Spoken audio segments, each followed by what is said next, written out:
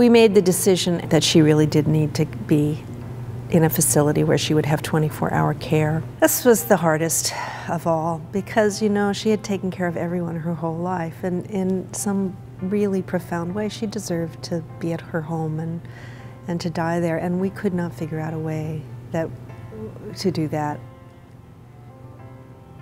My mother had a long-term health care, so we had to find a place that would honor that, and not all places do honor that. We took the first place that came along that seemingly had good assisted living, had activities, was close to where my mother traveled and shopped. I really wanted her to have a place to sit outside, and one of these places had a beautiful, it was a facility for dementia and Alzheimer's patients, not just a wing or a, quote, neighborhood. Those places required their residents to wear security bracelets so that the alarm would go off if they wandered where they shouldn't be. They did not smell good, they just weren't good, even though relatively expensive.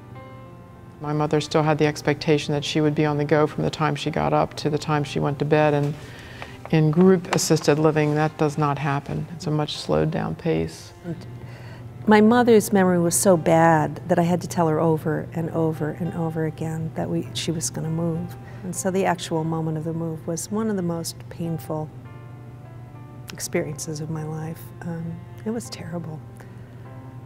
But one of my brothers came to help, and we figured that was good, just two of us, and we moved her there, and then we had to leave her there, and she knew she was being left. And it was horrible, really painful. But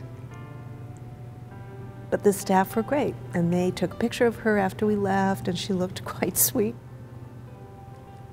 Whenever you have to institutionalize your parent, there's so many ways that you want to protect them, and you can only be with them a few hours a day, and the rest of the time you have to trust the nursing staff to protect them, and some are much better at it than others. So this place was, she would have a private room. The caregiver-client resident ratio was very, very good.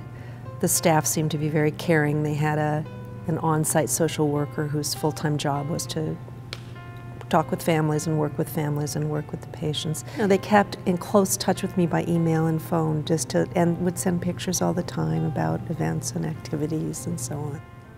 The more sick my mother got, the less attention she got from the assisted living places, the less attention she probably got from us, because we were always trying to work with medical bills and doctors and those kinds of things. But we just couldn't figure out the combination of good family connection and a place that took care of my mother as she declined. You know, in the grand scheme of things, it was a great place. It was a place that most people couldn't afford, which makes me realize what many families go through, what compromises have to be made.